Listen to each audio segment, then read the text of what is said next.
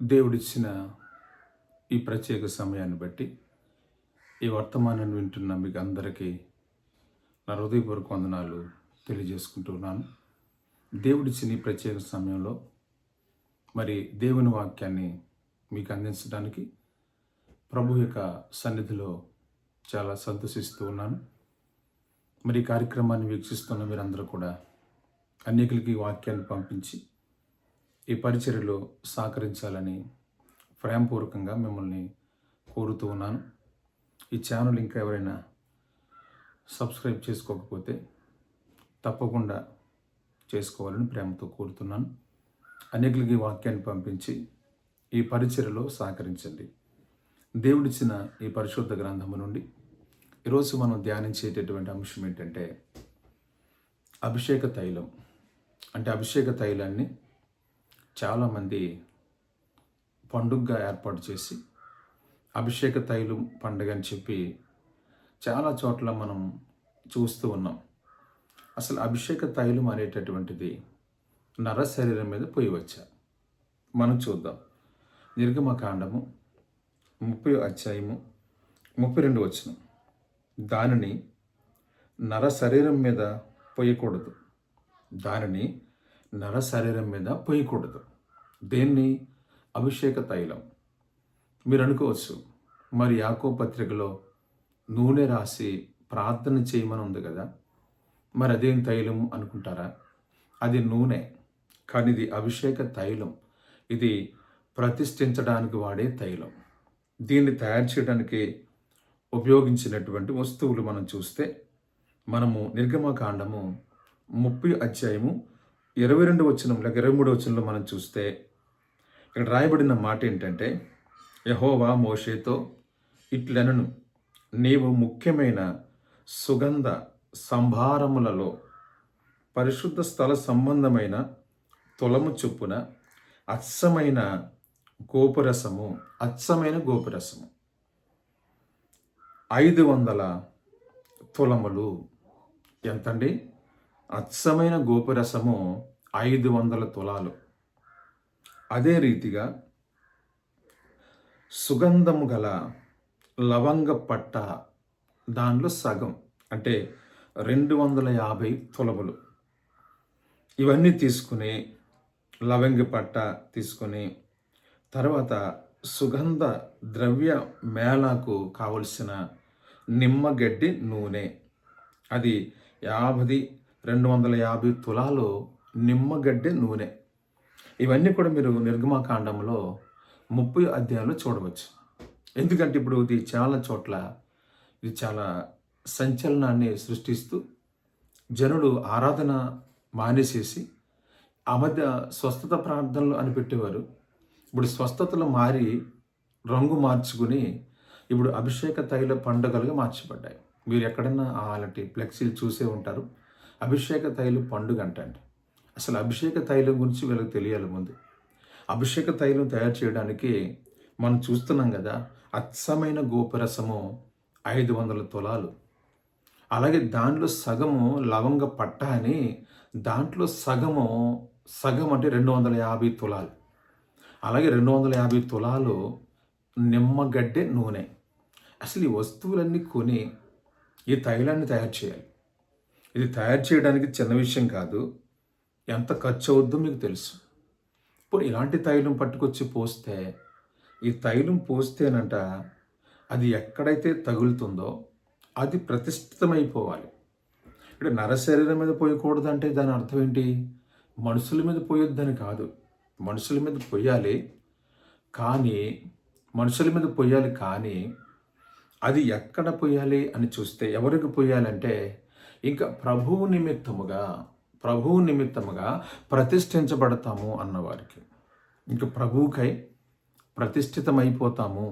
ప్రభుకు మేము ఇంకా సొంతమైపోయి ఇంకా ప్రభు యొక్క పనిలో ఉంటాము, ఇంకా వెనక్కి వెళ్ళము, లోకంలోనికి వెళ్ళము అనేటటువంటి వారికి చేయవలసినటువంటి పనిది. మీరు చదివితే కింద వచనాల్లో అది ఏమి రాయబడి ఉందంటే, అది ఎవరికైతే తగులుతుందో లేకపోతే దేని మీద అయితే పడుతుందో అది ప్రతిష్ఠించబడాలి. ఒకటి. రెండవది, అది శుద్ధి చేయబడాలి. ఎక్కువగా ఈ తైలాభిషేకాన్ని దేవుని మందిరంలో ఉన్నటువంటి వస్తువులను పరిశుద్ధపరచడానికి ఉపయోగించినట్టు కనిపిస్తుంది. ఇది అతి పరిశుద్ధమైనవిగా ఉండినట్లు వాటిని ప్రతిష్ఠింపవలను. వాటిని ప్రతి వస్తువు కూడా ప్రతిష్ఠితమగును. అంటే ఈ తైలంతో దేన్నైతే అభిషేకిస్తామో దానికి ఏ వస్తువు తగిలినా కూడా అది ప్రతిష్ఠించబడాలి. ఇప్పుడు ఉదాహరణకి ఈ తైలాన్ని మనం వేసామనుకోండి, ఈ తైలం ఎవరి మీద అయితే పోస్తున్నామో వాళ్ళు ఇంకా లోకంలోకి వెళ్ళకూడదు. అది నరశరీరం అంటే. నరశరీరులు అంటే నరమాతృలు అంటే దేవుని యొక్క వాక్యము కానీ, మారు మనసు కానీ, పశ్చాత్తాపము కానీ, ఆత్మ సంబంధమైన జీవితము కానీ లేనటువంటి ఆ వ్యక్తులను ఏమంటారంటే నరమాతృలు అంటారు. ఉదాహరణగా ఆదికాండంలో దేవుని కుమారులు నరులు కుమార్తెలు అంటారు. దేవుని కుమారులు అంటే పైనుండి వచ్చిన వాళ్ళని కాదు. దేవుని కుమారులు అంటే దూతలని కాదు. దేవుని కుమారులు ఎవరంటే ఇంతకీ నిజంగా చూస్తే ఏనోషు యొక్క సంతానం. అంటే ఆదాము సంతానమే కానీ వానికి పుట్టిన కుమారుల్లో ఏనోషు యొక్క సంతానం దేవుని కుమారులు. మరి నరులు కుమార్తెలు ఎవరు? కయ్యని సంతానం. అంటే వాడు దేవుని చేత నెట్టబడి శపించబడినటువంటి నరమాతృలైపోయారు వాళ్ళు. వాళ్ళని నెఫేలీలు అని చెప్తారు. మన దేవుని వాక్యంలో మనం చూస్తే ఇక్కడ నరశరీరం మీద పొయ్యకూడదు అంటే దాని అర్థం ఏంటి? నరశరీరం మీద పొయ్యకూడదు అనగా మారు మనసు లేనటువంటి వాళ్లకు, బాప్తిస్మము లేనటువంటి వాళ్లకు, ప్రభువు సన్నిధిలో సమర్పించుకుని ప్రభు కోసం బ్రతుకుతానన్న వాళ్ళకే పొయ్యాలి తప్ప ఇవేమీ లేని వాళ్ళకి పొయ్యకూడదు. మరి అభిషేక తైల పండుగలు జరుగుతున్నాయి కదా, మీరు అందరూ చూస్తున్నారు కదా. మరి అభిషేక తైల పండుగలో ఎవరెవరి మీద పోస్తున్నారు వాళ్ళు? నిజంగా చెప్పాలంటే ప్రభు సేవకై అహరోను సంతతి ప్రతిష్ఠించుకున్నట్టుగా దేవుని సేవ నిమిత్తం ప్రతిష్ఠ చేసుకున్న వాళ్ళకి అర్పిస్తే, లేక వాళ్ళకి అభిషేక తైలం పోస్తే మంచిది. కానీ నువ్వు ఎవరైతే పోసేస్తున్నావు? తాగినోళ్ళ మీద. మళ్ళీ అప్పుడే ఆ తైలం పోసుకుంటారు. మళ్ళీ బయటికి వెళ్ళి మళ్ళీ వాళ్ళ సంబంధమైనటువంటి కార్యక్రమాలు, లోక సంబంధమైన కార్యక్రమాలు, విగ్రహ సంబంధమైన కార్యక్రమాలు చేసే వాళ్ళకి నువ్వు తైలం పోస్తున్నావు కదా. నువ్వు దేవుని వాక్యాన్ని ఏం చేసావంటే డూప్ చేసావు. దానికోసం కూడా ఉంది బైబిల్లో. ఎవడు కూడా ఈ తైలాభిషేకాన్ని డూప్ చేయకూడదు. ఈ తైలాభిషేకం డూప్ చేసే పాస్టర్ గారి మీదకి దేవుని ఉగ్రత దిగొస్తుందని చెప్పి రాయబడ్డది. ఒక్కసారి చూపిస్తాను చూడండి. నిర్గమకాండము 30వ అధ్యాయం 33వ వచనం చూస్తే మనం 33వ వచనంలో మనం చూస్తే వాక్యం చాలా స్పష్టంగా రాయబడ్డది. ఏమి రాయబడిందో మీకు ఒక్కసారి జ్ఞాపకం చేపిస్తాను. 32 కూడా చదువుదాం. దాన్ని నరశరీరం మీద పోయకూడదు, దాని మెలనము చొప్పున దాని వంటి దేన్నైనను చేయకూడదు. అంటే దాన్ని డూప్లికేట్ చేయకూడదు. మీరు పోస్తున్న తైలము ఇన్ని వస్తువులతో తయారు చేశారా? ఇన్ని వస్తువులతో తయారు చేసిన తైలాభిషేకమే మీదైతే వాక్యానుసారమే. కానీ అది ఎవరి మీద పోయాలో అది పోయండి. మీరు ఎవరి మీద పోసినా కూడా వాళ్ళు ప్రభువుకై ప్రతిష్ఠింపబడాలి. ప్రభుకై వాళ్ళు అంకితం అయిపోవాలి. లేని ఎడల నీకు వచ్చే శిక్ష ఏంటో తెలుసా? నీకు వచ్చే శిక్ష ఏంటంటే దాన్ని పోయకూడదు, దాన్ని డూప్ చేయకూడదు. ప్రతిష్ఠితమైనది అది మీకు ప్రతిష్ఠితమైనదిగా ఉండాలి. దాని వంటిది కలుపువాడును, అన్నుని మీద దాన్ని పొయ్యువాడును తన ప్రజలలో నుండి కొట్టివేయబడవలను. అంటే అతన్ని తీసేయాలి మనుషుల్లోంచి. అభిషేక తైలం పోసేవాళ్ళు కనుక అన్ని జనుల మీద, మారు మనసు లేని వాళ్ళ మీద, సినిమాలకు వెళ్తున్న వాడి మీద, విగ్రహారాధన పూజలకు వెళ్తున్న వాళ్ళ మీద ఒకవేళ ఈ తైలాన్ని పోసినట్లయితే వాడు ఆ పోసినటువంటి వాడిని జనములో నుండి తీసివేయాలి. అంటే జనాల్లో ఉంచాలంటే తెలుసు కదా మీకు. నెక్స్ట్ ఇంక భూమి మీద ఉండంటే మీకు తెలుసు కదా. కాబట్టి ఇది మంచిదా? ఇది ఉగ్రతను కొని తెచ్చుకునేటటువంటి కార్యక్రమం కదా. అభిషేక తైలం మనకు ఎగబడిపోయించాను. ఇక్కడ ఎంతమంది ఒక పాస్టర్ని చూసి ఇంకొక పాస్టర్ మీరు చేస్తున్నది శిక్ష కొని తెచ్చుకోవడానికి సుమా. అభిషేక తైలం అది కాదు. అభిషేక తైలం తయారు చేయడం నీ తరం కూడా కాదు. దానికి కావలసిన వస్తువు కొనడానికి 1 తులం కూడా కొనలేవు నువ్వు. అసలు ఆ వస్తువుల పేర్లే నువ్వు చదువుతున్నా కానీ ఎలా ఉంటాయి కూడా నీకు తెలియదు. అలాంటి తైలం పట్టుకెళ్ళి తైలాభిషేకం పెడతావా? తైలాభిషేకం అని చెప్పి నువ్వు ఏ తైలం పోస్తున్నావు? ఒకవేళ నీ ఇష్టానుసారమైన తైలం పోయొచ్చని నీ వాక్యంలో ఉందా?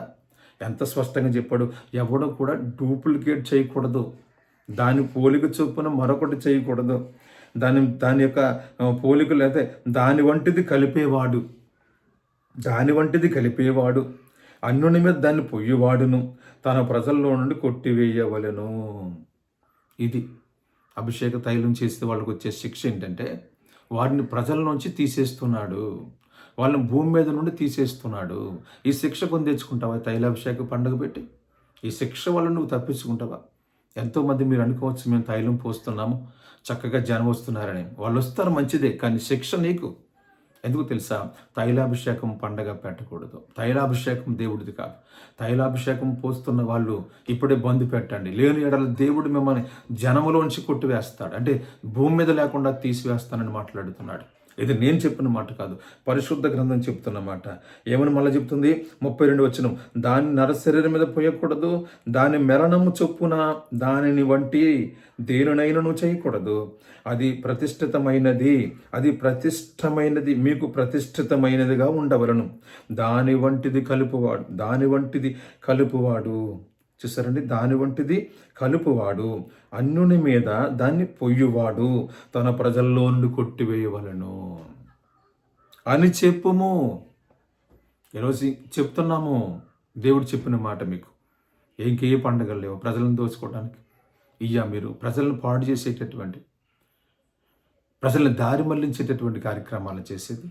ప్రజలను దారిలో నడిపించు. వాక్యం చెప్పే దమ్ము లేదనుకో, మానేసేయి.